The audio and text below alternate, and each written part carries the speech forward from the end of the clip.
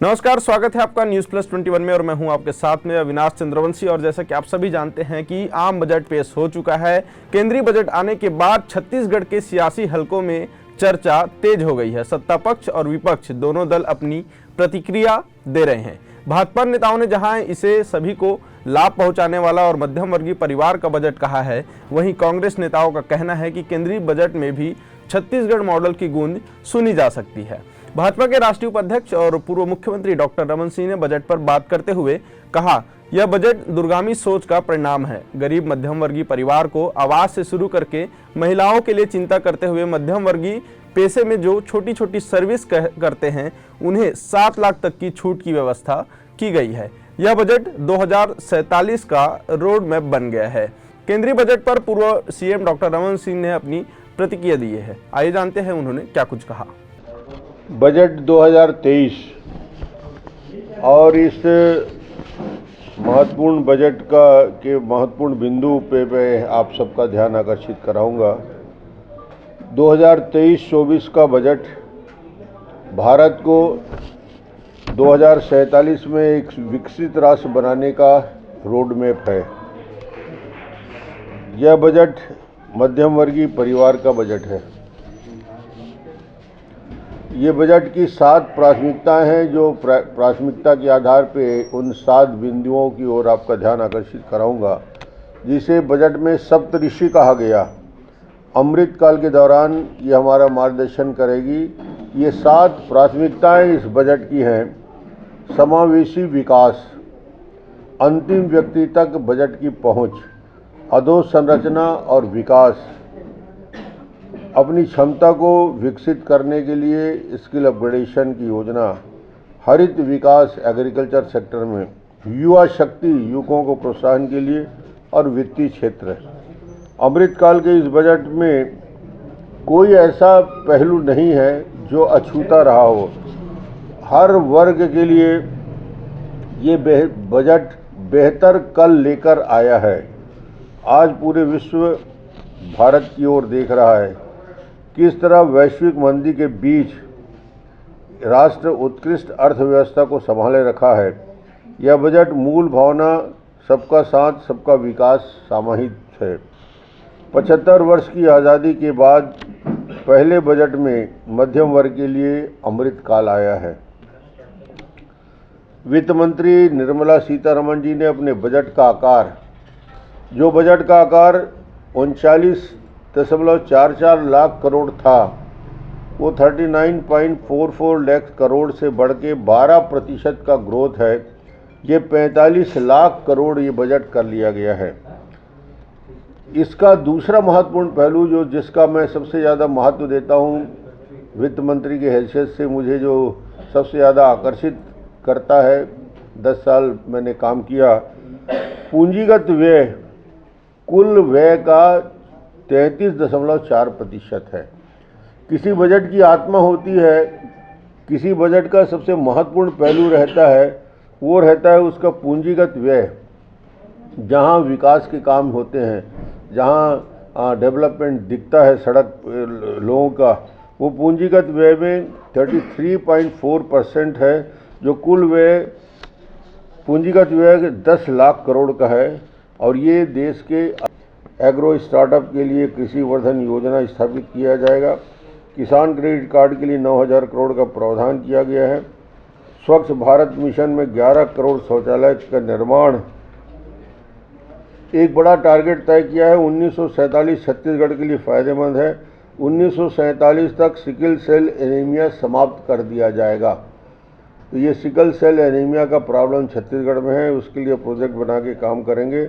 और जो जनजाति हैं, प्रिमिटिव ट्राइब्स के ट्राइबल लोग हैं, ट्राइबल खास तौर से छत्तीसगढ़ को इसका लाभ मिलेगा। विकास के लिए मिशन शुरू किया जाएगा और 3 साल में 15,000 करोड़ रुपया खर्च किया जाएगा। ये जो प्रिमिटिव ट्राइब्स हैं, बैगा और जैसे जनजाति के समाज हैं, और उनके लिए लाभ मिलेगा। अगले 3 साल में 500 एकलव्य विद्यालयों के लिए 38,800 शिक्षक की भर्ती होगी। इसके साथ ही साथ 2014 से अब तक 157 मेडिकल कॉलेज खोले गए हैं। रेलवे के बजट के आकार को 2.4 लाख करोड़ कर दिया गया है। जो 13 और 14 का रेलवे का बजट हुआ करता था उसका 9 गुना बढ़ गया है, 2.4 लाख करोड़। रेलवे में 100 नई परियोजना जिसके लिए 75,000 करोड़ का प्रावधान किया गया है। अर्बन अधोसंरचना के लिए हर वर्ष 10,000 करोड़ का प्रावधान है। इसके साथ पर्यटन के बढ़ावा देने के लिए 50 स्थानों को चिन्हित किया गया है। कुल मिलाकर ये बजट दूरगामी सोच का परिणाम है। गरीब परिवार के लिए, मध्यम वर्गीय परिवार के लिए, गरीबों के लिए आवास से लेकर शुरू करके महिलाओं को चिंता करते हुए मध्यम वर्गीय पेशा में जो छोटे छोटे सर्विस करते हैं, जॉब करते हैं, उनको 7 लाख तक की छूट की व्यवस्था की गई है। तो ये बजट 1947 का एक रोड मैप बन के आया है, जो अमृतकाल जिसे कहा जाता है, उस अमृतकाल में भारत और तेज़ी के साथ कैसे विकसित करेगा। इस बजट की सबसे बड़ी बात यही है कि ये सर्वग्राही और सर्वस्पर्शी बजट के रूप में है और मध्यम वर्गीय परिवार का ही बजट है। कर राजस्व में बढ़ोतरी, जब तक राजस्व नहीं बढ़ेगा तब तक डेवलपमेंट के लिए पैसे कहाँ से आएंगे। कर राजस्व आगामी वित्तीय वर्ष में प्राप्ति 23 लाख करोड़ रुपया को पार कर जाएगी। ये पहला अचीवमेंट है कि 23 लाख करोड़ की ऊंचाई तक कर राजस्व पहुंच जाएगा। ये डेवलपमेंट के लिए, भविष्य के लिए सरकार के पास राशि रहेगी। इस बजट के जो महत्वपूर्ण 2-3 बिंदु हैं, राजस्व घाटा प्रभावी रूप से 1.7% रह गया है। जो राजस्व घाटा एक महत्वपूर्ण पहलू होता है 1.7 आ गया है और राजकोषीय घाटा 5.9% पर आ गया है। राज्यों को एक छूट दी गई है। जीएसडीपी के 3.5% तक राजकोषीय घाटे को अनुमति दी गई है। पहले 3% होता था राजकोषीय घाटे में, मगर अब राज्य सरकारों को 3.5% तक राजकोषीय घाटे की अनुमति दी है। यानी अब ज़्यादा कर्ज लेके राज्य सरकारें भी अपना काम चला सकती हैं। दूसरा महत्वपूर्ण पहलू, चालू वित्तीय वर्ष में आर्थिक विकास दर, जो जीएसडीपी का ग्रोथ है, डेवलपमेंट है, 7% रहने का अनुमान है और प्रति व्यक्ति आमदनी दुगनी यानी 1,97 लाख रुपया हो गई है। ये अचीवमेंट जो है 9 वर्षों में भारतीय अर्थव्यवस्था कहां से कहां पहुंच गई है। भारतीय अर्थव्यवस्था दुनिया में 10वें स्थान पे थी, जो 9 साल पहले की स्थिति थी। आज 5वें स्थान पर हम आ गए हैं। तो ये इम्प्रूवमेंट जो दिख रहा है भारत की इकोनॉमी में, भारत की अर्थव्यवस्था में, जो 10वें स्थान से ग्रोथ करते करते हम 5वें स्थान में पहुंच गए हैं, तो एक महत्वपूर्ण इम्प्रूवमेंट है। और आर्थिक सर्वेक्षण में देश की जीएसडीपी की दर 6% से ज़्यादा माना है, जो दुनिया में सर्वाधिक है। आप आश्चर्य करेंगे कि दुनिया के सारे डेवलप विकसित राज्य जैसे चीन, अमेरिका, यूके, रूस, इसको पछाड़ कर जीडीपी का ग्रोथ हमारा 6.4 के करीब पहुंच गया है। तो दुनिया की सबसे मजबूत इकोनॉमी आज की तारीख में कह सकते हैं कि ये जो ग्रोथ हमारा है वो अपने आप में महत्वपूर्ण है। सबसे बड़ी घोषणा जो इस बजट का की सबसे महत्वपूर्ण हिस्सा है, 7 लाख तक की कमाई करने वाले लोगों को कोई टैक्स दे नहीं होगा। ये जो 5 लाख से बढ़ा के सीधा 7 लाख मध्यम वर्गीय परिवार को और जो वेतन भोगी परिवार है उनके लिए बड़ी छूट है कि 7 लाख तक के होगा। इसके अलावा टैक्स स्लैब में संख्या में कमी की गई है। अब 6 से घटकर 5 स्लैब ही रहेंगे। कुल 9 लाख रुपया तक की कमाई करने पर 45,000 रुपया का ही टैक्स दे होगा। आयकर के स्लैब इस प्रकार है, 0 to 3 3 लाख तक 0%, 3 से 6 5%, 6 से 9 10%, 9 से 12 15%, 12 से 15 20%। और दूसरा जो सर्वाधिक टैक्स रेट जो पहले 42.5% था, उसको घटा के 39% हो गया है। तो हाईएस्ट जो टैक्स का स्लैब था वो भी कम हुआ है, सरचार्ज भी 37 से 25% में आया है। वरिष्ठ नागरिकों के लिए 15 लाख की लिमिट को बढ़ाकर 30 लाख करने का महत्वपूर्ण ऐलान किया गया है। वरिष्ठ नागरिकों को 15 लाख से बढ़ा के 30 लाख की लिमिट में ला गया। महिला सम्मान बचत पत्र योजना का ऐलान बजट में किया गया है। महिला सम्मान पत्र में इस स्कीम में महिलाएं 2 साल में 2 लाख रुपया का निवेश कर सकेंगी। यह जमा पर टैक्स की छूट रहेगी और 7.5% का रिटर्न भी मिलेगा। तो महिलाओं के लिए एक महत्वपूर्ण योजना इस स्कीम में लागू किया गया है। एक महत्वपूर्ण बिंदु जो छत्तीसगढ़ जैसे राज्य जिसमें प्रभावित होता है, पीएम आवास योजना का आवंटन 66% प्रधानमंत्री आवास योजना में वृद्धि कर दी गई है। 79,000 करोड़ की योजना है, जिसमें छत्तीसगढ़ को 1 रुपया भी नहीं मिलेगा, क्योंकि प्रधानमंत्री आवास योजना का काम पूरी तरीके से छत्तीसगढ़ सरकार ने बंद करके रखा है। इतनी बड़ी योजना जहां 66% ज़्यादा लोगों को आवास मिलता या मिलेगा देश भर में, अकेला छत्तीसगढ़ अछूता रहेगा। ये भूपेश सरकार के पूरे 4 साल की सबसे बड़ी असफलता है। केंद्र सरकार पैसा बढ़ाती जा रही है और 79,000 करोड़ रुपया 79,000 करोड़ रुपया की राशि रखी गई है, पर दुर्भाग्य से हमको नहीं मिलेगा इसका कोई लाभ पूरे छत्तीसगढ़ में। वहीं बीजेपी प्रदेश अध्यक्ष अरुण साव ने बजट को सराहनीय बताया है। आइए उनकी बात भी सुन लेते हैं कि आखिर प्रदेश अध्यक्ष क्या कहते हैं इस बजट को लेकर। देश की वित्त मंत्री श्रीमती निर्मला सीतारमण जी ने आज ऐतिहासिक बजट पेश किया है। यह अमृतकाल का बजट है, यह गांव गरीब किसान का बजट है, यह युवाओं का बजट है, यह रोजगार उपलब्ध कराने वाला बजट है, यह बजट किसानों को ताकत देने वाला बजट है, यह बजट आम आदमी और मध्यम वर्ग को ताकत देने वाला बजट है, यह बजट किसान और कृषि को तरक्की देने वाला बजट है। ये देश के सर्वांगीण विकास का बजट है, देश को नई ऊंचाइयों पर ले जाने वाला बजट है। निश्चित रूप से यह बजट ऐतिहासिक है।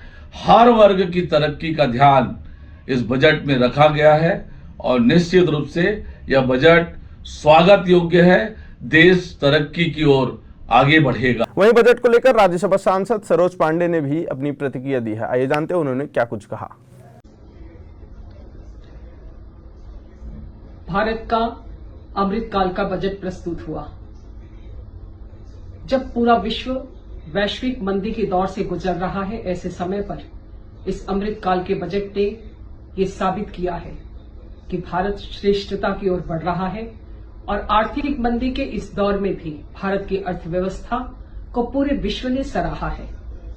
हम एक ऐतिहासिक यात्रा पर अपने मजबूत दस्तावेजों के साथ में बढ़ रहे हैं और इसका पूरा श्रेय अगर किसी को जाता है तो वो देश के प्रधानमंत्री माननीय नरेंद्र मोदी जी को जाता है।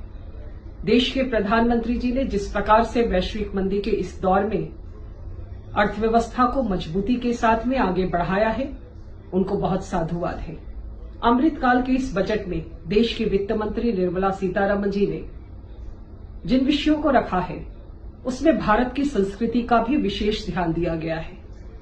जो वैकल्पिक उर्वरकों के लिए जिस प्रकार से पीएम प्रणाम योजना को उन्होंने स्थान दिया है और इसके साथ ही साथ गोबर धन योजना पूरे भारत में 500 स्थानों पर संयंत्रों को लगाने की दिशा में बढ़ाया गया कदम इस बात का घोतक है कि भारत की संस्कृति मजबूती से आगे बढ़े, संरक्षित रहे और संरक्षण की दिशा में सरकार ने अपने इस अमृतकाल के बजट में एक विशेष प्रावधान किया। इस प्रकार पक्ष विपक्ष की प्रतिक्रिया जारी है। वहीं प्रदेश कांग्रेस संचार विभाग के अध्यक्ष सुशील आनंद शुक्ला ने कहा कि मोदी सरकार का 9वां बजट देश की जनता को निराश करने वाला है। इस बजट में आम आदमी को राहत देने वाला कुछ भी नहीं है। मोदी सरकार ने ज्यादा कमाई वालों के लिए यह बजट बनाया है, गरीब के लिए बजट में कुछ भी नहीं है। देखिए, केंद्र सरकार के द्वारा प्रस्तुत किया गया बजट आम आदमी को राहत देने वाला बजट नहीं है। ऐसा लगता है कि जैसे जिनकी आमदनी ज़्यादा है उनके लिए बजट बनाया गया। इस बजट में गरीबों के लिए कुछ भी नहीं है। इस बजट में महंगाई कम करने के लिए कुछ भी नहीं है। इस बजट में बेरोज़गारी कैसे दूर होगी, जो आज बेरोज़गारी का आंकड़ा 50 साल में सबसे ऊंचाई पे है, उसके बारे में कुछ भी नहीं है। तीसरी जो सबसे महत्वपूर्ण बात है, अब ये बजट में बार बार हल्ला मचाया जा रहा है कि ये ग्रामीण अर्थव्यवस्था को, कृषि को ओरिएंटेड बजट है, लेकिन किसानों की आय दुगुनी कैसे होगी। आप किसानों की आय दुगुनी करने का वादा किए थे, लेकिन आपने कहा था कि कृषि का लागत मूल्य हम कम करेंगे और आय दुगुनी करेंगे। डीजल में एक्साइज ड्यूटी आप कम करने के बारे में मौन है, तो कैसे किसानों की लागत कम होगी, कैसे उनकी आय दुगुनी होगी। और दूसरा, छत्तीसगढ़ से के लिहाज से यह कहा जा सकता है कि इस बजट में भी हमारे छत्तीसगढ़ मॉडल की गूंज साफ साफ दिख रही है। इस बजट में भारत मिलेट संस्थान बनाने का निर्णय लिया गया है। छत्तीसगढ़ में हमारे मुख्यमंत्री श्री भूपेश बघेल जी पिछले साल से ही छत्तीसगढ़ मिलेट मिशन का गठन करके और रागी, कोदो, कुटकी जैसे जो गौण अन्न है उनको समर्थन मूल्य में खरीदी कर रहे हैं। जबकि भारत मिलेट संस्थान के बारे में बात की गई, लेकिन गौण अन्नों को न्यूनतम समर्थन मूल्य के बारे में केंद्रीय बजट मौन है।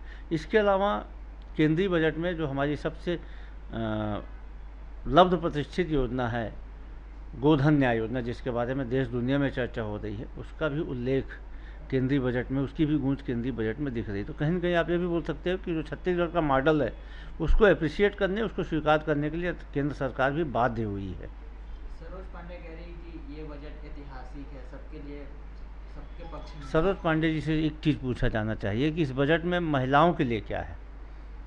जो रसोई गैस का सिलेंडर 410 रुपये था, या जो 1160 रुपये हो गया है, तो सरोज पांडे जी एक महिला होगी, इसको ऐतिहासिक कैसे बता सकती हैं। ये 100 दिन में गरीबी कम करने की बात करने के बाद मोदी जी अपने विदाई वाले बजट में भी गरीबी कम करने की दिशा में कोई बात नहीं करते, तो बजट कैसे ऐतिहासिक हो सकता है। ये सरोज पांडे जी ऐसा कह रही हैं तो माफ़ करिएगा, उनकी चाटुकारिता है। तो इस प्रकार से आम बजट पेश हो चुका है, जिसमें कई तरह के तमाम फैसले लिए गए हैं। रेलवे सेक्टर में भी बजट की बात हो रही है और शिक्षा के क्षेत्र में भी, रोजगार के क्षेत्र में भी बजट को लेकर कई तरह के अहम मुद्दे हैं, जो पक्ष और विपक्ष की प्रतिक्रिया देने के लिए और एक दूसरे पर आरोप साधने के लिए एक सियासत बन चुका है, एक गलियारा बन चुका है। तो इस प्रकार से आम बजट पर कई तरह की चर्चा हो रही है। फिलहाल बने रहे न्यूज़+21 के साथ। ऐसे ही तमाम बड़ी जानकारियों से अपडेट रहने के लिए देखते रहे न्यूज़+21, आपके हक की बात।